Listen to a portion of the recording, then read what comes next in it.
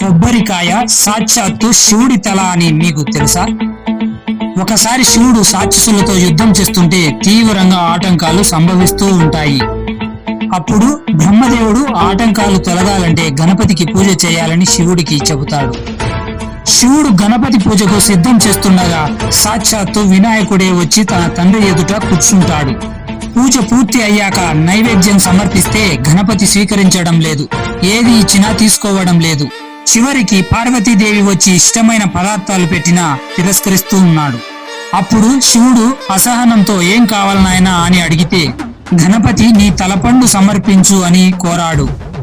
వినాయకుడు నా శిరస్సును అడుగుతున్నాడంటే ఏదో మర్మం ఉందని శివుడు గ్రహిస్తాడు. శివుడు ధ్యానంలో కూర్చొని దోషిని పట్టేసరికి ఆయన చేతిలోకి తెల్లగా మెరుస్తూ గుండ్రంగా ఉన్న పదార్థం ప్రత్యక్షమయ్యింది.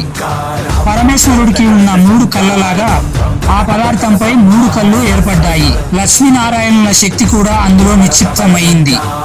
శివుడి తలపై ఉన్న గంగమ్మ జల రూపంలో అందులోకి ప్రవేశించింది. పార్వతీదేవి తెల్లటి రూపంలో తినే పదార్థంలాగా అందులోకి ప్రవేశించింది. అప్పుడు ఆ పవిత్ర పదార్థాన్ని గణపతి ప్రేమతో స్వీకరించాడు. అలా అప్పటి నుండి ఇప్పటి వరకు కొబ్బరికాయ లేకుండా చిన్న పూజ కూడా జరగడం లేదు. ఈ వీడియో నచ్చితే చిన్న లైక్ చేసి మన ఛానల్ ని సబ్స్క్రైబ్ చేసుకోండి.